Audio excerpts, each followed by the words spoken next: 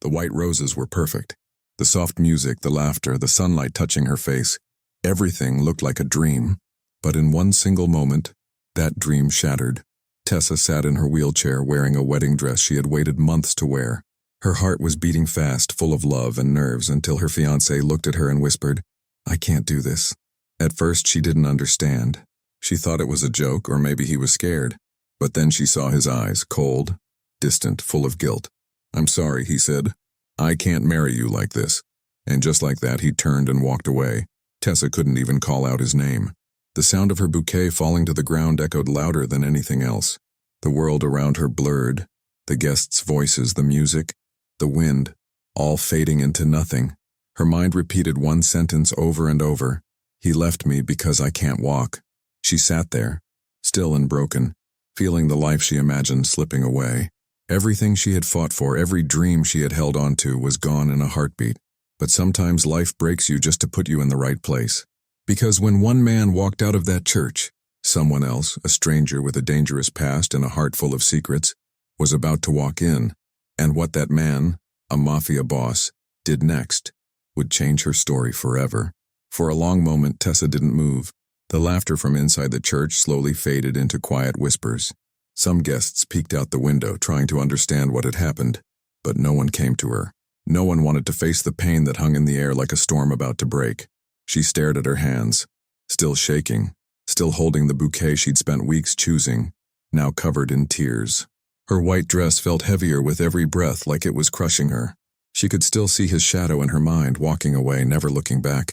In that moment, something inside her broke. Not just her heart, her sense of worth, her belief that she was lovable, her faith in the future. He didn't leave because he stopped loving her. He left because she was no longer perfect, because she couldn't walk. The thought stabbed at her chest like a knife. How do you ever recover from that? How do you ever believe you're enough again when the person you trusted most looked at you and saw a burden instead of a bride? The air grew colder. The petals that once symbolized love now looked like ashes scattered around her wheelchair. Her makeup was ruined, her voice gone, and every beat of her heart whispered the same question: who could ever love me now? She thought about the accident, the day her spine was crushed, the hospital lights, the months of therapy. She remembered how he used to hold her hand, promising he'd never leave. How he said they'd face everything together. Those promises were now just words lost to the wind.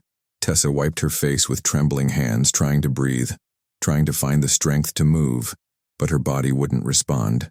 She felt trapped not only in her wheelchair but in her pain, and as she sat there, she thought this was how her story would end. A broken bride abandoned at the altar. But sometimes the end isn't really the end. Sometimes the moment you lose everything is the moment life sends you something you never saw coming. Because just beyond the church gates, a black car had pulled up. The driver stepped out first, tall and serious, scanning the area before opening the back door. Out of the car stepped a man in a dark suit. His presence was quiet but heavy, the kind that makes people stop talking without even knowing why. He wasn't supposed to be there for her wedding. He wasn't supposed to be there at all. But fate has a strange way of crossing paths when hearts are most broken. This man had lived a life built on fear, loyalty, and blood. People called him a monster, a criminal, a man with no soul. Yet when he heard the sound of someone crying behind the church, those deep, painful sobs that come from the soul, he stopped walking. He could have ignored it. He could have told himself it wasn't his business. But something in that sound pulled at him, something that reminded him of the pain he'd buried for years.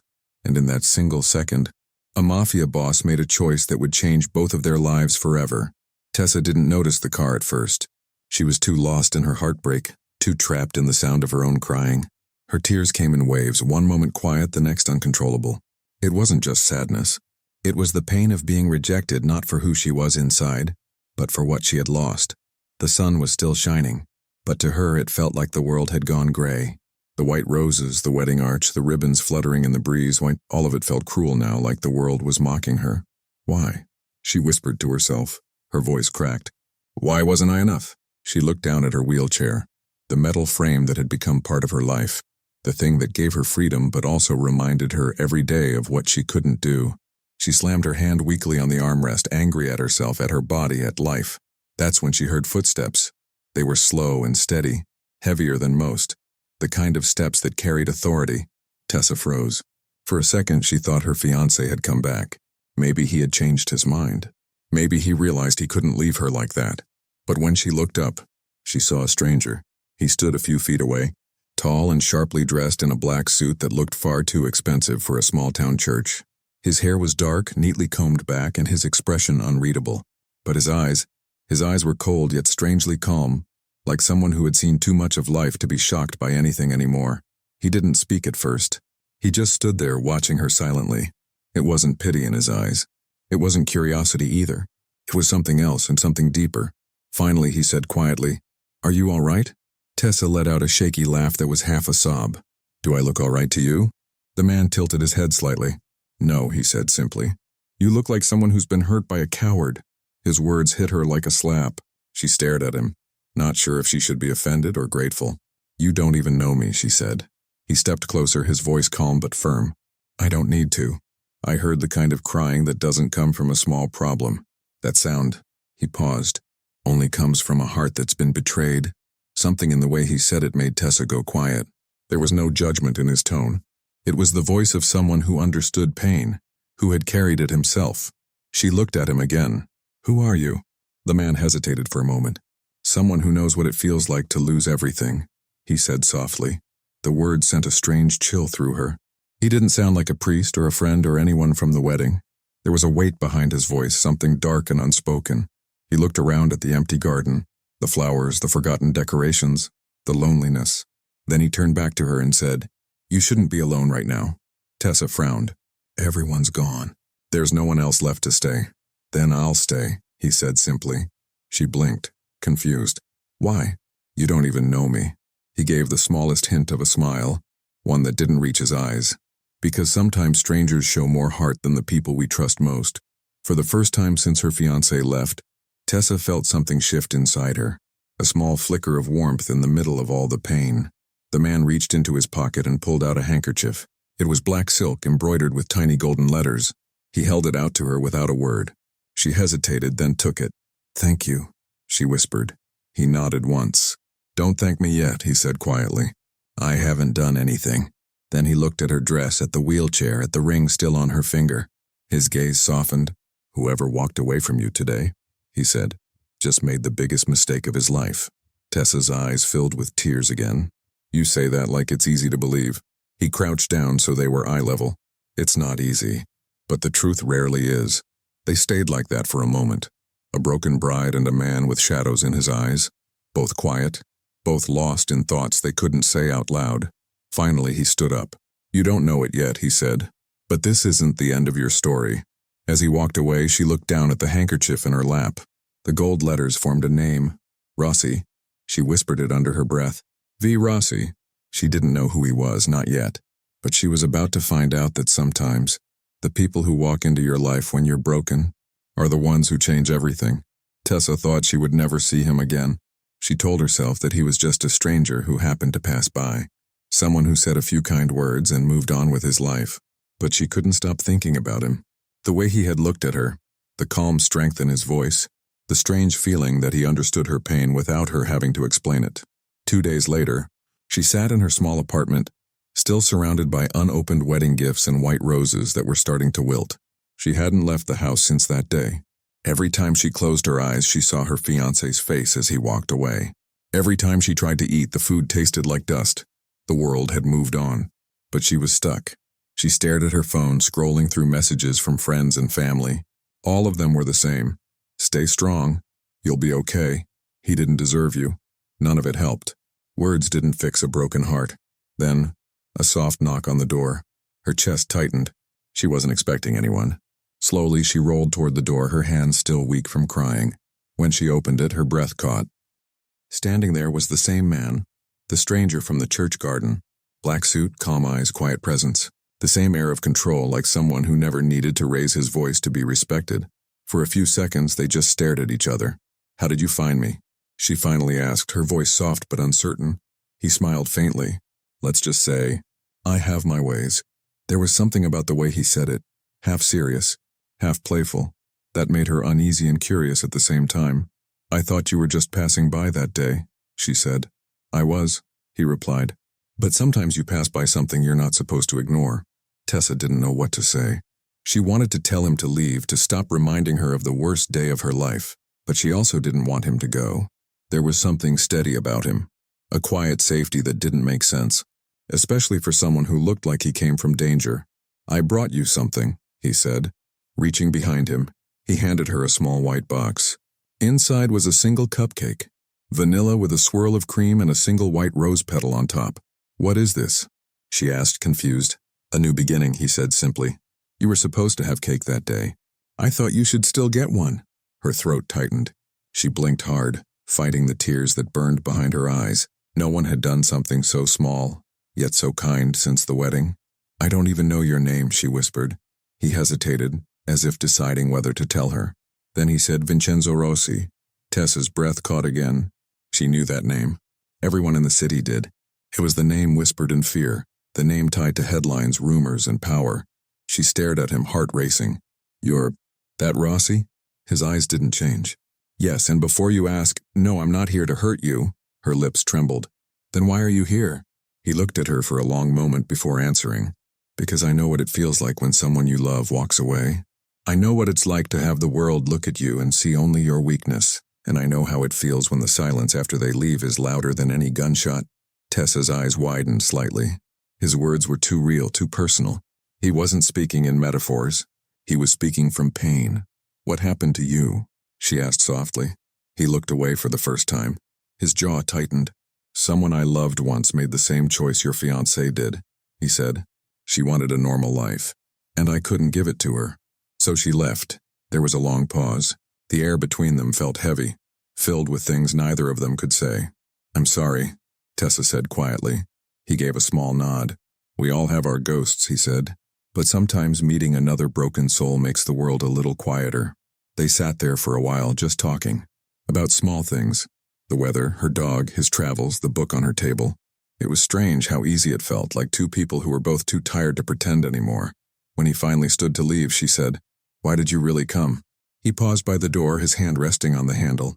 "Because," he said, "you reminded me that even the strongest people can break. And sometimes they just need someone to sit beside them until the storm passes."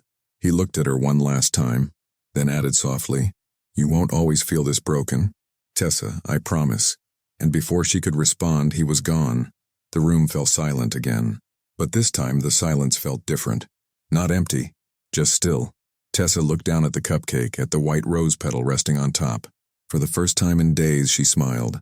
She didn't know what this man wanted or why he had come back, but something told her that this was only the beginning, and that her life was about to change in ways she could never imagine. Days passed after Vincenzo's visit, but Tessa couldn't stop thinking about him. Every detail stayed in her mind. His calm voice, his serious eyes, the strange warmth behind his cold appearance. It didn't make sense. Why would a man like him, someone who clearly came from a dark, dangerous world, care about her pain? Maybe she had imagined the whole thing. Maybe grief had made her dream it up. But then one quiet morning, her phone buzzed. Unknown number. "Are you home?" Before she could even reply, there was a knock at the door. Her heart started racing. She hesitated, unsure whether to open it. But something inside her, a quiet, stubborn voice, told her to trust it. When she opened the door, there he was again. Vincenzo Rossi, the man whose name people whispered with fear. But standing there in the morning light, he didn't look like a criminal. He looked like someone carrying a secret sorrow he couldn't put down. "Good morning," he said softly. She blinked. "You're here again?" He gave a small smile. "You didn't think I'd just drop off a cupcake and disappear, did you?" Tessa almost laughed. It felt strange, laughing again after days of silence. "You really shouldn't be here," she said. "People might talk." "Let them," he said simply.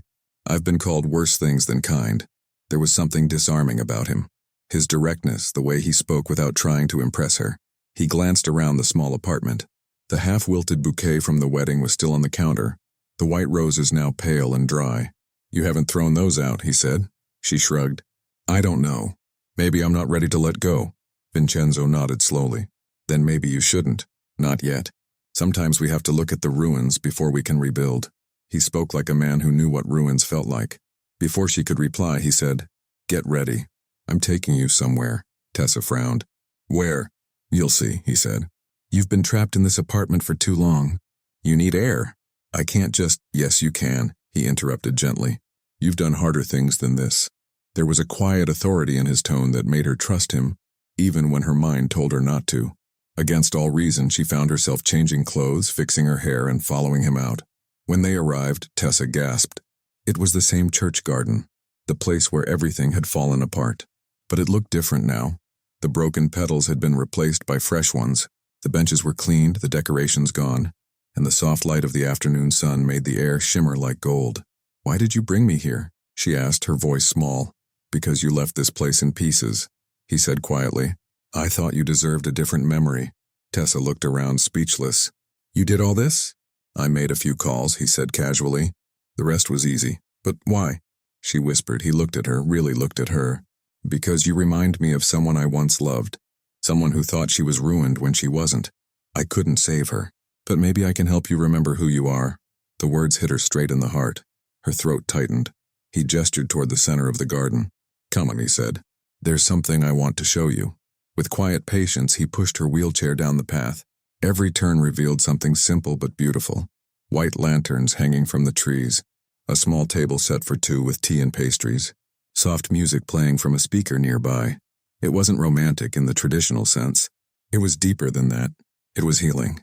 Tessa looked at him, completely overwhelmed. "You didn't have to do this." He smiled faintly. "Sometimes doing something you don't have to is the only thing that matters." They sat together in silence for a while. The sound of birds filled the air. For the first time, Tessa felt calm. The tightness in her chest loosened a little. "Do you believe in fate?" she asked suddenly. "I used to," he said. "Then life took too much from me. Now I believe in choices. Fate may bring people together, but choices keep them there." She looked down at her lap, thinking about her fiancé, how he had chosen to leave, and how this stranger had chosen to stay. "Do you ever regret your choices?" she asked softly. "All the time," he said. "But regret only matters if you stop moving forward." "And I don't stop." There was something both tragic and powerful in his words. When the sun began to set, Vincenzo stood up and walked around her chair. He gently placed a white rose behind her ear. The gesture was small, but it sent a shiver down her spine, the kind of chill that comes when someone treats you like you matter again. "You look better with hope," he said quietly. She blinked fast, her voice trembling. "No one's ever said that to me before." "Then they've been blind," he said. Tessa smiled, a real smile this time. "You're not what I expected," she said. He looked away, his voice low. "No one ever expects me." Before leaving, he placed a small card on the table beside her. It had his name written in elegant script and a number beneath it. "If you ever need someone to talk to," he said, "someone who doesn't flinch at scars, call me." And then he walked away, his figure disappearing into the soft light of the evening.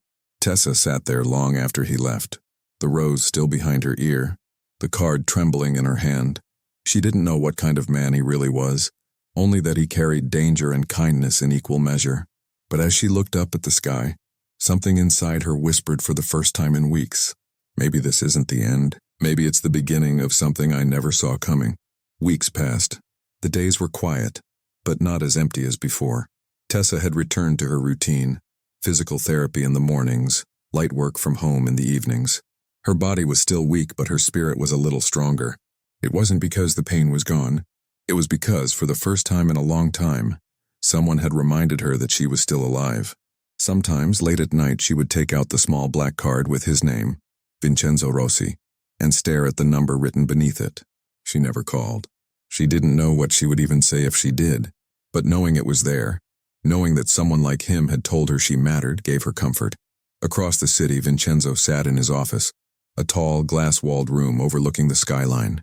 His world was different, dangerous, built on power, loyalty, and quiet violence. Yet lately his mind wandered more than it used to. He would find himself thinking about the girl in the wheelchair, the one who didn't flinch when he told her who he was. He'd met countless people in his life.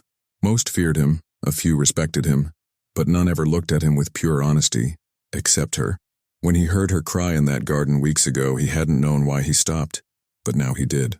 Her pain had sounded too much like his own. One night, after a long meeting filled with threats and lies, Vincenzo sat alone at his desk. There was a gun beside a half-empty glass of whiskey. His world demanded cruelty, but his heart was tired of it.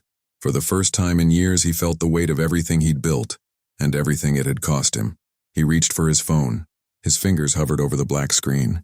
Then, without thinking too much, he typed a short message. "Vincenzo, how are you feeling today?" He stared at the screen, almost regretting it, but then, a few minutes later, the reply came. Tessa, a little better. Why? He smiled slightly. Just checking. You didn't sound okay when I left. She hesitated before replying. You barely know me. Sometimes that helps, he wrote. Strangers can tell you the truth people you love are too afraid to say. After that night, the messages didn't stop. At first, they were simple, short check-ins, shared jokes, little updates about her therapy or his long days. But slowly the conversations grew deeper. She told him about the accident that took her legs, the pain, the recovery, the long months in the hospital. He listened quietly, never interrupting, never offering fake comfort, and when she asked about him, he told her just enough to keep her curious. About his father who raised him with fists, about the family he lost because of his choices, and about the silence that followed every night when the world around him fell asleep. Sometimes his replies came late, hours after midnight. She would picture him sitting in a dimly lit office, the glow of the city outside his window, typing with hands that had probably done terrible things. Yet somehow his words always felt gentle. One evening she sent him a photo of her dog, a sleepy golden retriever lying beside her wheelchair. Tessa. His name's Charlie. He's the only man I trust right now. A few minutes later he replied, Smart choice. He looks loyal, Tessa. More loyal than most people I know. Loyalty is expensive, he wrote. Most people can't afford it. The simplicity of his words gave her chills. There was truth there, dark, heavy truth, but also a strange kind of honesty she wasn't used to hearing. Days turned into weeks, and weeks into a month. Their messages became part of each other's daily routine. She began to smile again, small, shy smiles at her screen when his name appeared. Then, one afternoon, as she left her therapy session, a black car was parked across the street. The windows were tinted, but she recognized the license plate. The door opened, and Vincenzo stepped out. Were you just going to text me forever? He asked with a half smile. Tessa laughed softly. I didn't think you'd actually show up. I told you I don't make empty promises, he said. He walked beside her as she rolled down the sidewalk. They didn't talk much. The silence between them wasn't awkward, it was peaceful, like two people who didn't need words to understand each other. When they reached a small park nearby, he stopped and said, You know, I don't usually do this. Do what? She asked. Spend time with people who make me forget who I am, he said quietly. She looked at him, studying the sharp lines of his face, the sadness behind his confidence. Maybe forgetting isn't such a bad thing, she said. He smiled faintly. You talk like someone who's been through hell and still found a way to sound like hope. Maybe, she said softly. Or maybe I just learned that pain doesn't mean the end. They sat together on a bench, the late afternoon sun warming their faces. For a long time, neither spoke. The city moved around them, unaware that a broken bride and a Mafia boss were quietly learning to breathe again. That evening, when he dropped her home, Tessa looked at him and said, Thank you. For coming back, he met her gaze. I told you that day, this isn't the end of your story. I meant it, she smiled. And what about you? When does your story get better? He looked at her for a long moment before answering. Maybe when I figure out how to deserve one. And as he drove away into the night, Tessa realized something. He wasn't just helping her heal. Somehow she was helping him too. Two people from different worlds, both broken in their own ways, slowly teaching each other that maybe, just maybe, broken things can still protect each other. As the weeks turned into months, something quiet but powerful began to grow between them. It wasn't romance, not yet. It was deeper, the kind of connection that doesn't rush, that's built in the silences between words. Vincenzo began visiting Tessa often. Sometimes he brought her food from little cafes she used to love before the accident. Sometimes he came with nothing but his time, just to sit with her, to talk, to listen.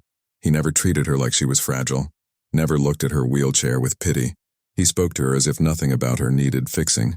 One evening she asked him, Why are you doing this? You don't even know me that well. He leaned back, looking at her with those steady eyes that always seemed to carry both peace and pain. Maybe I'm not doing this for you, he said softly.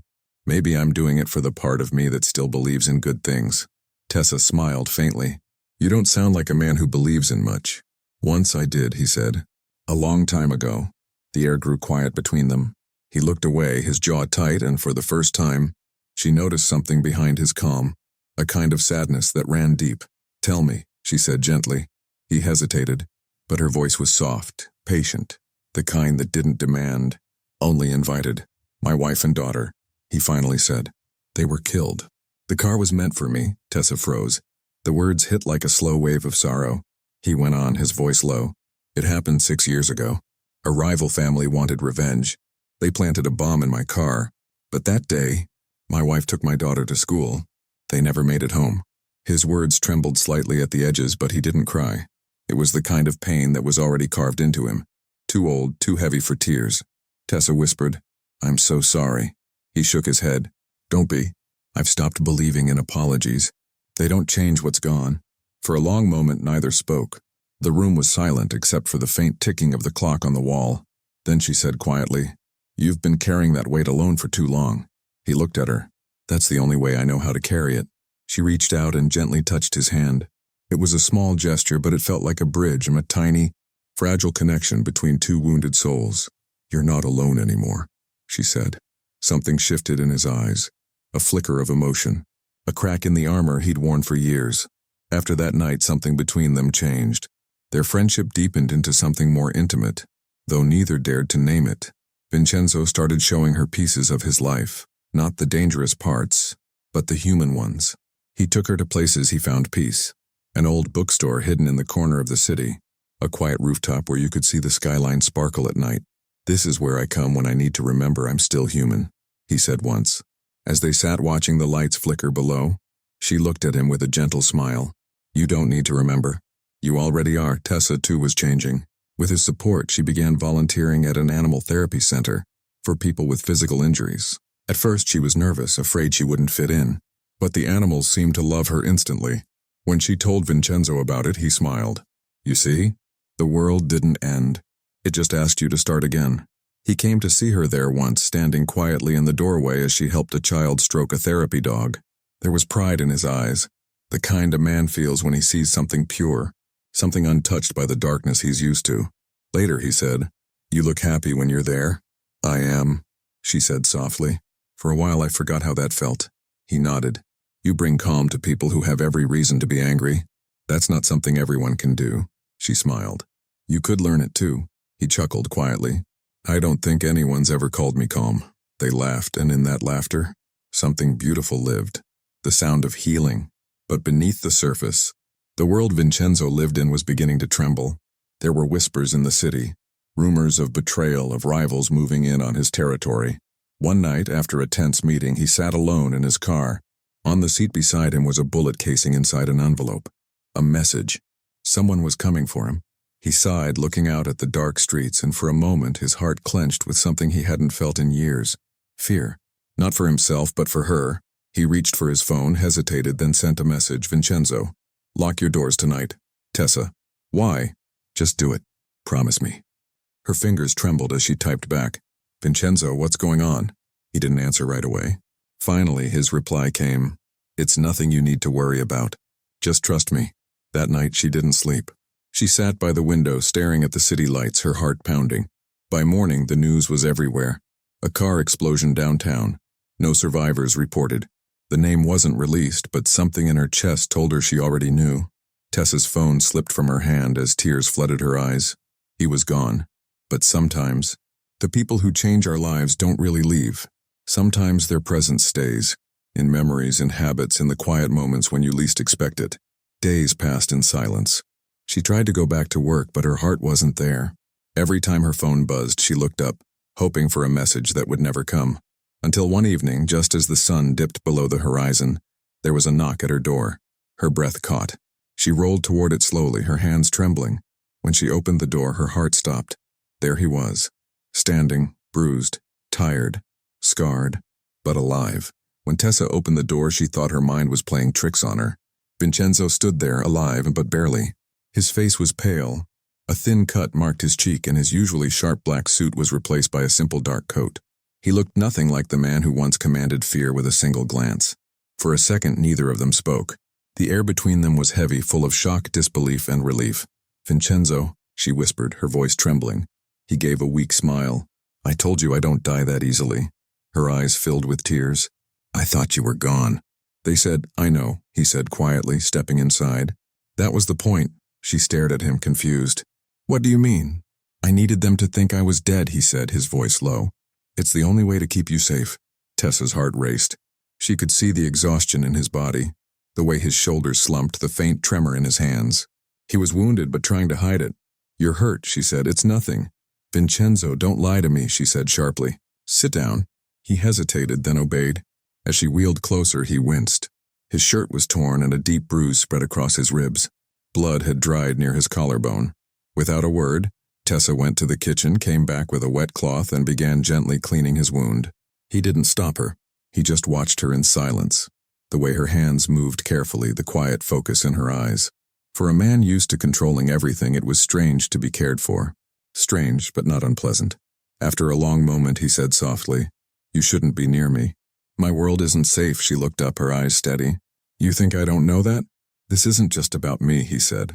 "People I deal with, they don't show mercy. Anyone close to me becomes a target." Her hand stopped for a second. Then she said quietly, "Do you really think I'm safer alone?" He looked at her, really looked, and saw it in her eyes. The same pain he felt. The loneliness, the exhaustion, the stubborn will to survive. She continued cleaning his wounds, her voice calm. "You were there when I was broken, Vincenzo. You sat beside me when everyone else left. You didn't run then, so don't ask me to run now." His throat tightened. He wasn't used to being seen like this, vulnerable human. "Tessa," he began, but she cut him off. "No," she said. "Don't tell me to stay away. Not after everything we've been through." Her hands trembled slightly, but her voice stayed strong. "You taught me that life doesn't end when people leave.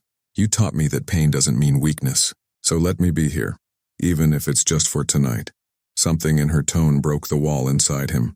He reached out slowly, placing his hand over hers. "You shouldn't care this much," he said quietly. "Too late," she whispered for a moment. They just sat there, her hand on his chest, his hand over hers, the sound of rain starting to fall outside.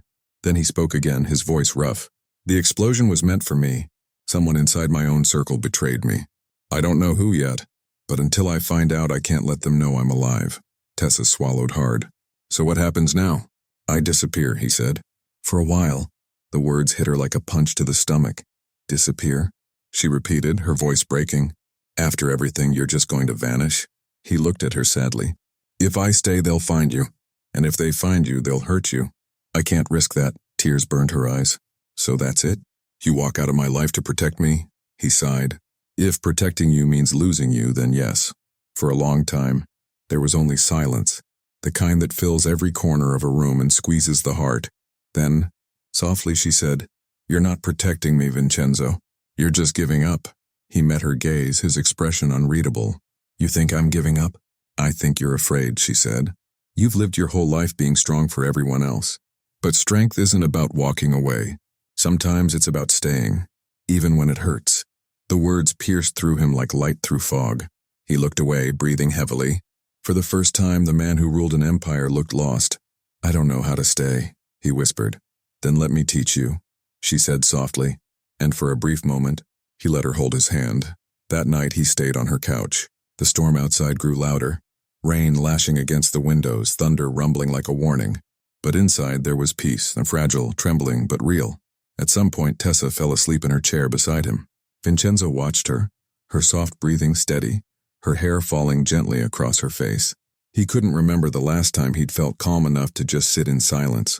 He reached into his coat pocket and pulled out a small silver music box, old, dented, the only thing he had left from his daughter. He turned the key once and a soft tune filled the room, slow, sad, and beautiful. He placed it on the table beside her and whispered quietly, "If I don't make it back, live, don't wait for ghosts." Then he closed his eyes. The next morning, when Tessa woke up, he was gone. Only the music box remained, still playing its last fading notes. Her heart sank, but deep inside she understood. This was his way of protecting her. Still, as she held the music box close to her chest, a quiet whisper escaped her lips. "Come back to me, Vincenzo." Days turned into weeks.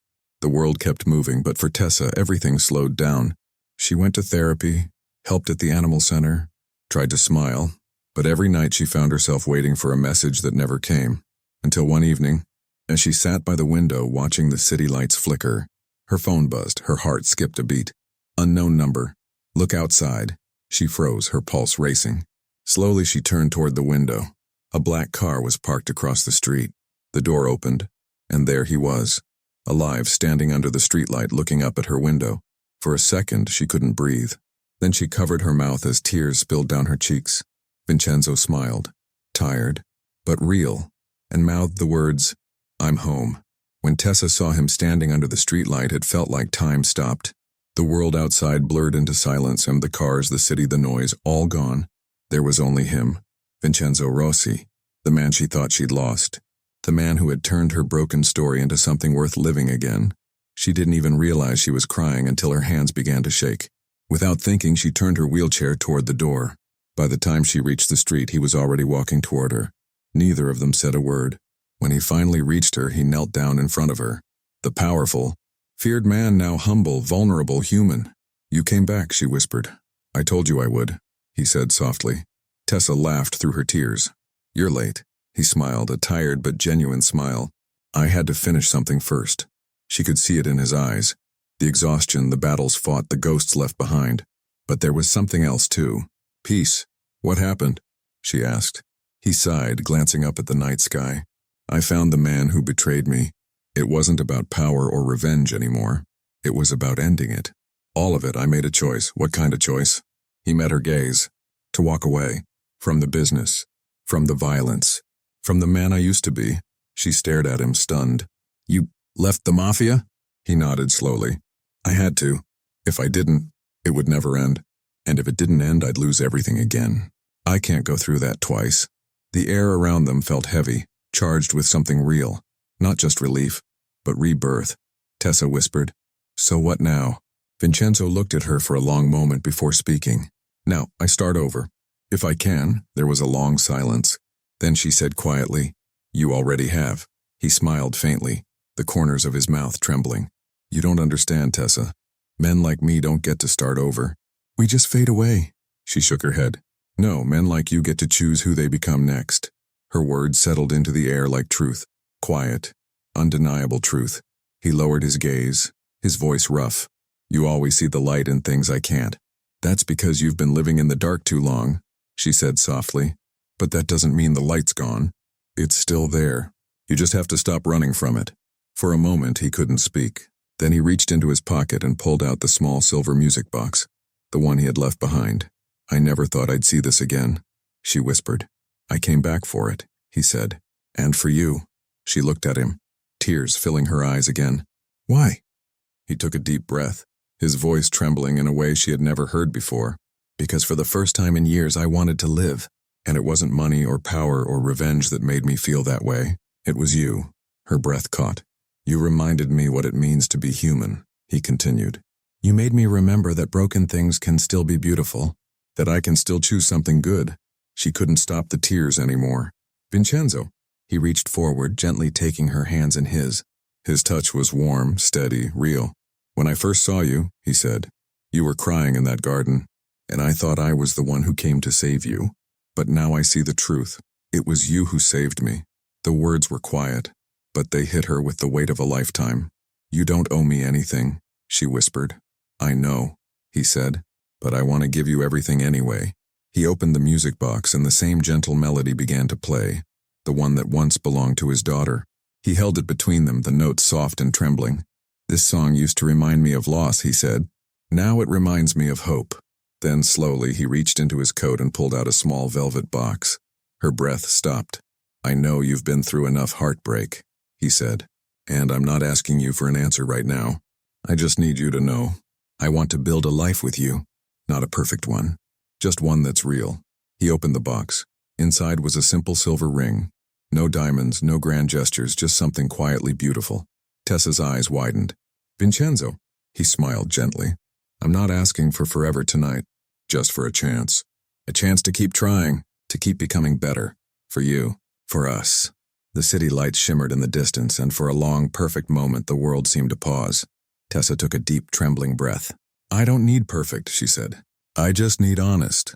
And in that moment, under the streetlight where their paths crossed again, she reached out and took his hand, not because she needed saving, but because they both finally understood something. You don't have to be whole to be loved. You just have to be willing to begin again. Vincenzo smiled, the kind of smile that comes from deep peace. He slid the ring onto her finger gently, his hand trembling slightly. "Then let's begin again," he whispered. The music box played its final note. The sound lingered in the air, soft, haunting, beautiful, and for the first time in both their lives there was no running, no fear, no pretending. Just two broken hearts learning to beat again side by side. Months passed. The world outside didn't stop. But for Tessa and Vincenzo, time finally slowed down. The chaos that once ruled his life had faded.